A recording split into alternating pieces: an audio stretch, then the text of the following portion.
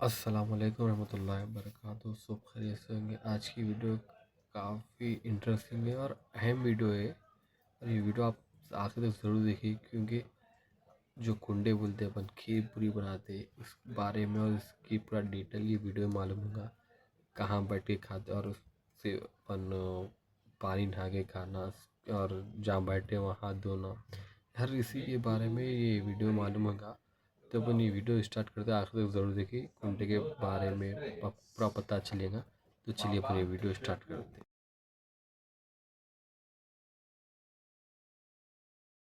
السلام علیکم دوستو.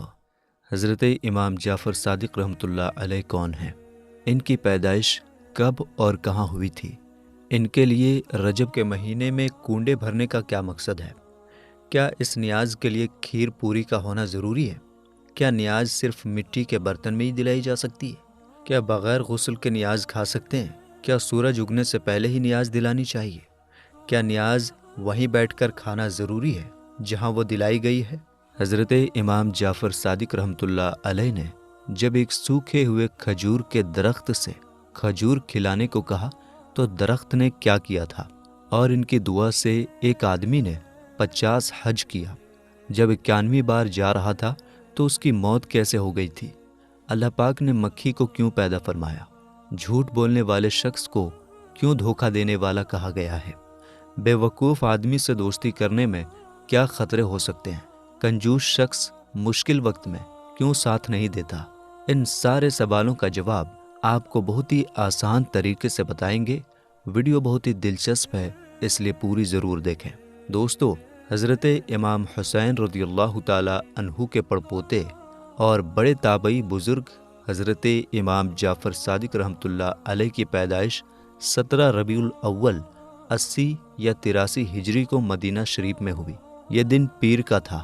آپ کی کنیت یعنی ادبی نام ابو عبداللہ اور ابو اسماعیل تھا.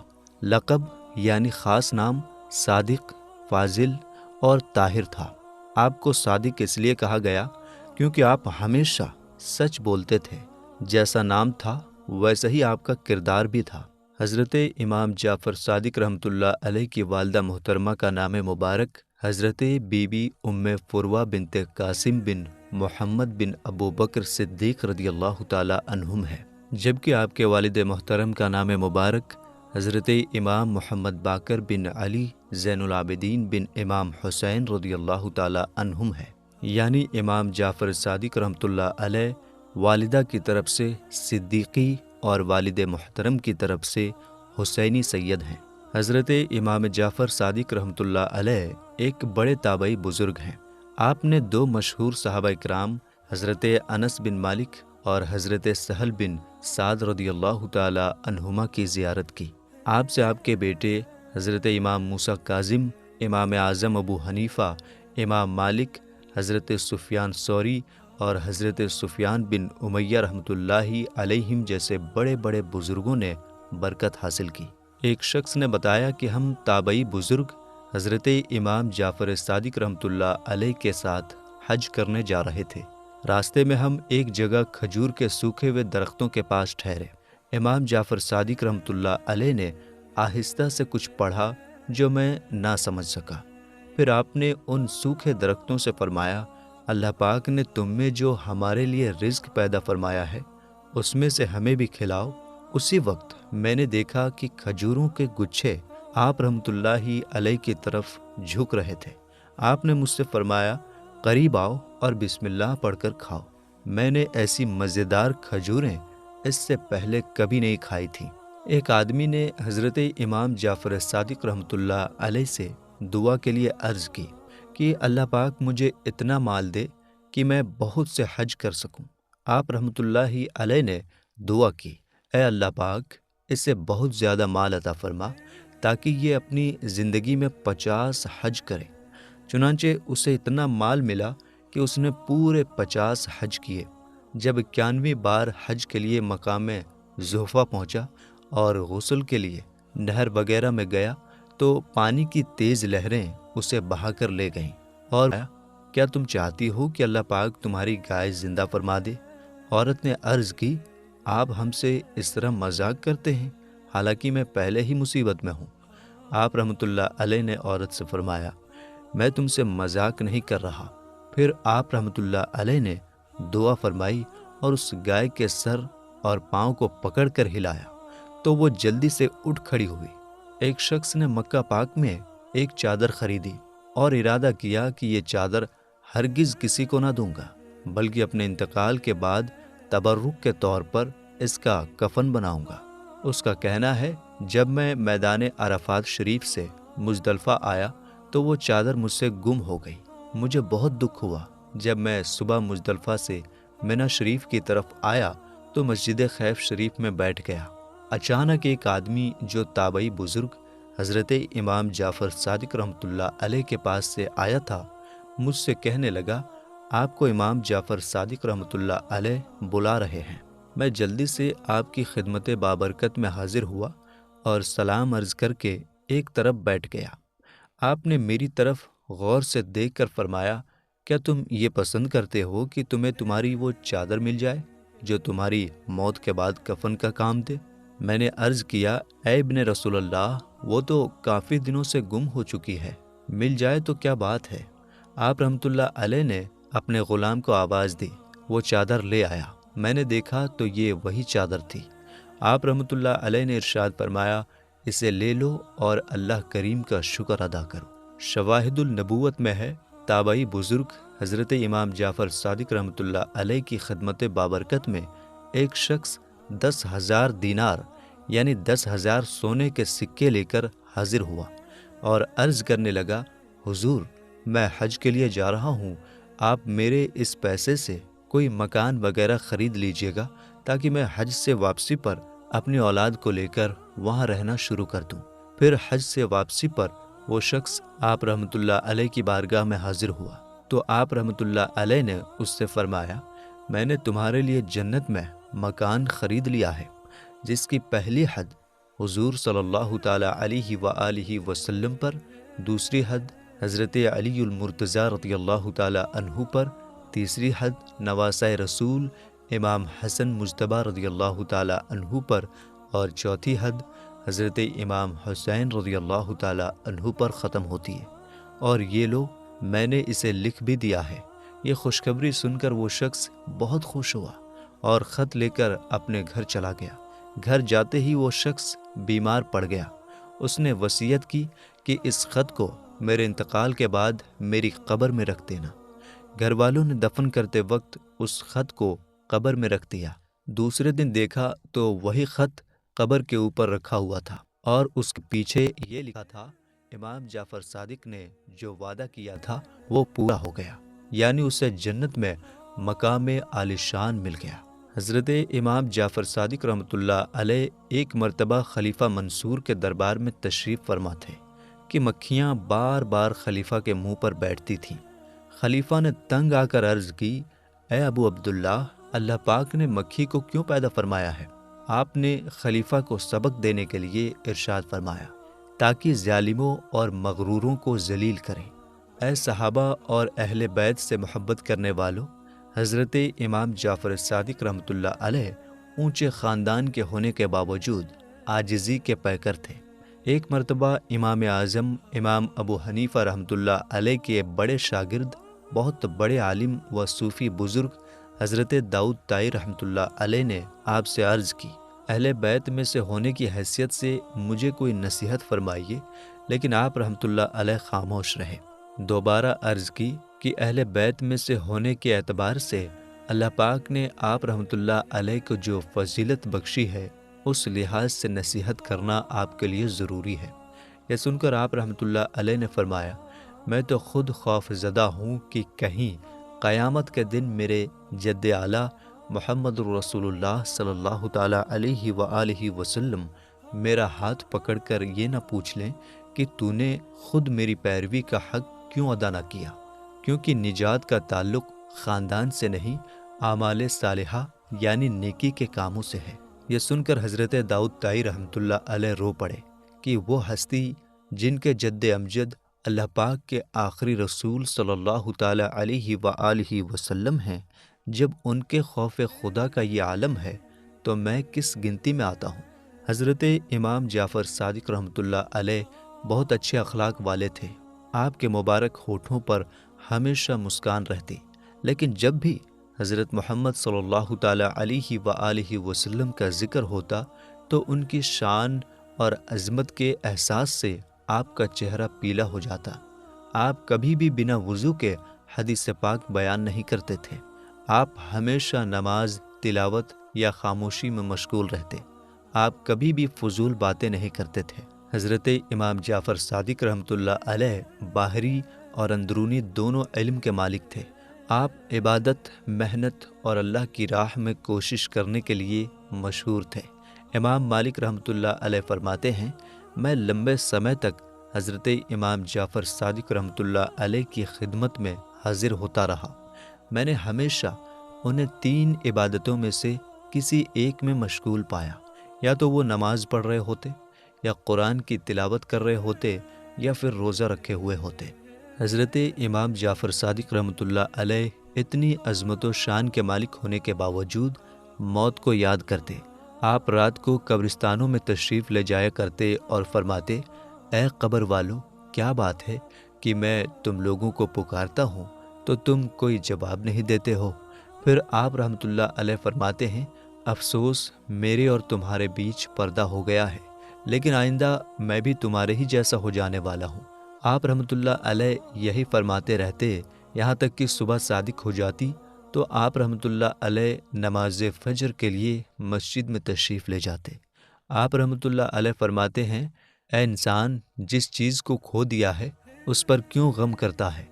غم کرنے سے وہ چیز واپس نہیں آئے گی، اور جو چیز تیرے پاس ہے اس پر گھمنڈ کیوں کرتا ہے؟ موت ایک دن اسے بھی تجھ سے چھین لے گی۔ حضرت امام جعفر صادق رحمۃ اللہ علیہ فرماتے ہیں، 5 طرح کے لوگوں کی سنگت یعنی دوستی مت کرو۔ نمبر 1، بہت جھوٹ بولنے والا شخص، کیونکہ تم اس سے دھوکہ کھاؤ گے۔ وہ سراب کی طرح یعنی ریتیلی زمین کی وہ چمک جو چاند یا سورج کی روشنی پڑنے سے پیدا ہوتی ہے، جس پر پانی کا دھوکہ لگتا ہے یعنی پانی لگتی ہے، اس کی طرح ہے۔ وہ دور والے کو تیرے قریب کر دے گا اور قریب والے کو دور کر دے گا۔ نمبر 2، بے وقوف آدمی، کیونکہ اس سے تمہیں کچھ بھی حاصل نہ ہوگا۔ وہ تمہیں فائدہ پہنچانا چاہے گا لیکن نقصان پہنچا بیٹھے گا۔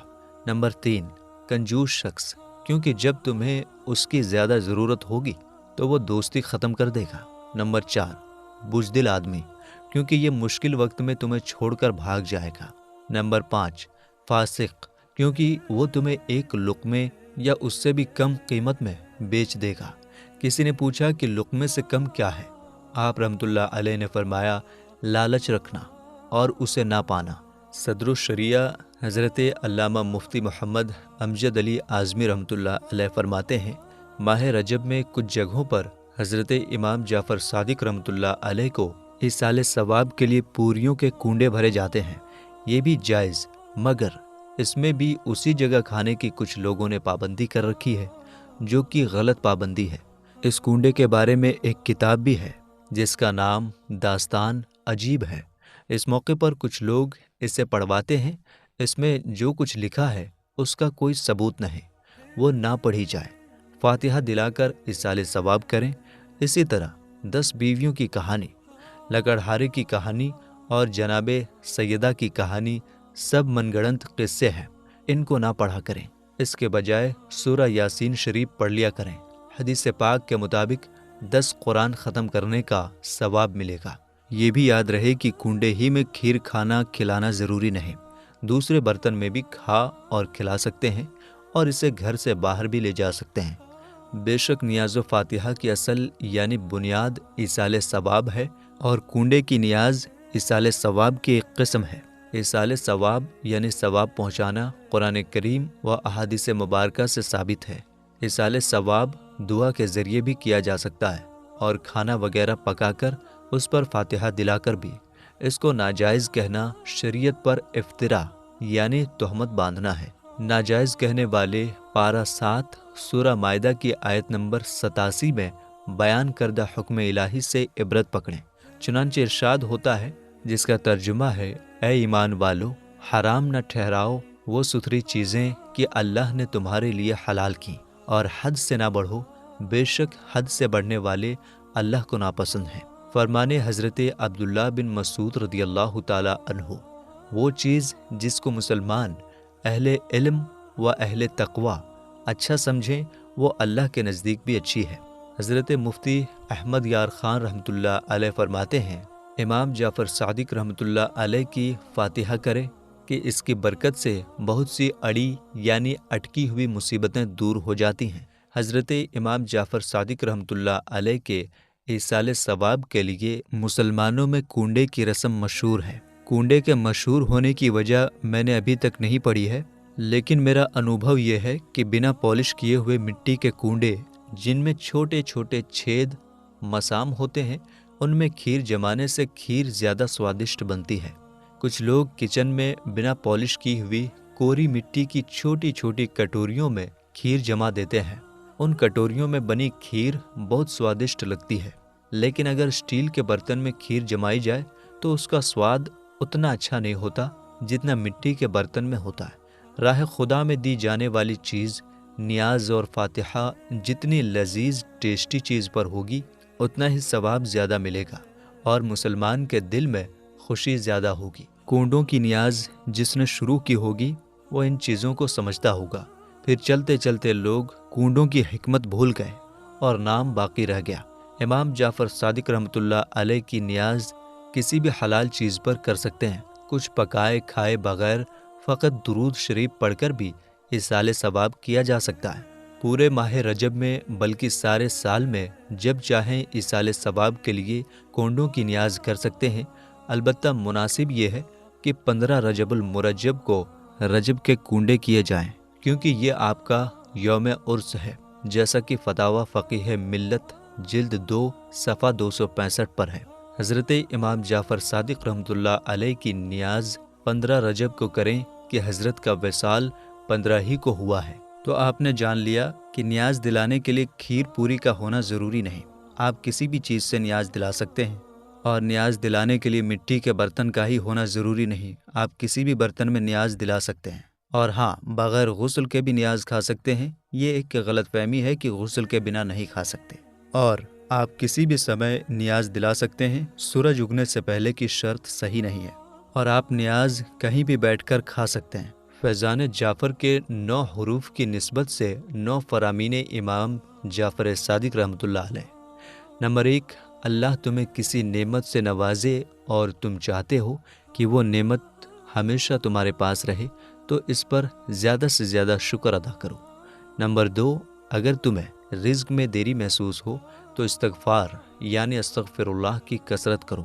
نمبر 3، اللہ پاک نے دنیا کو حکم ارشاد فرمایا، اے دنیا، جو میری عبادت کرے تو اس کی خدمت کر، اور جو تیری خدمت کرے تو اسے تھکا دے۔ نمبر 4، صدقہ دینے سے روزی رزق بڑھتی ہے اور زکوٰۃ دینے سے تمہارا مال محفوظ رہتا ہے۔ نمبر 5، اللہ پاک نے سود کو اس لیے حرام کیا تاکہ لوگ بھلائی کرنے سے نہ رک جائیں۔ نمبر 6، اللہ پاک فضول خرچی کرنے والے کو محروم کر دیتا ہے۔ نمبر 7، دین میں لڑائی جھگڑے سے بچو کہ یہ دل کو مصروف رکھتا اور نفاق یعنی منافقت پیدا کرتا ہے۔ نمبر 8، جو انسان میانہ رویہ یعنی خرچ میں بچت اور بیلنس اپناتا ہے وہ کبھی غریب نہیں ہوتا۔ پرہیزگاری سے افضل کوئی زیادہ راہ یعنی سامان سفر نہیں، خاموشی سے بہتر کوئی چیز نہیں، جہالت سے بڑھ کر کوئی نقصان دہ دشمن نہیں، اور جھوٹ سے بڑی کوئی بیماری نہیں۔ 15 رجب المرجب 148 ہجری کو کسی بدبخت نے حضرت امام جعفر صادق رحمۃ اللہ علیہ کو زہر دیا جو آپ کی شہادت کی وجہ بنا۔ آپ رحمۃ اللہ علیہ کا مزار شریف جنت البقیع میں اپنے والد محترم حضرت امام محمد باقر رحمۃ اللہ علیہ کے ساتھ ہے۔ اللہ پاک حضرت امام جعفر صادق رحمۃ اللہ علیہ پر اپنی کروڑوں رحمتوں کا نزول فرمائے اور ہمیں ان کی خوب برکتیں عطا فرمائے۔ حضرت امام جعفر صادق رحمۃ اللہ علیہ کی نیاز کھانے کے ساتھ ساتھ نماز اور دیگر نیکیوں کا بھی اہتمام فرمائیے اور گناہوں سے بچ کر اپنی آخرت سنوارنے والے کام کیجیے۔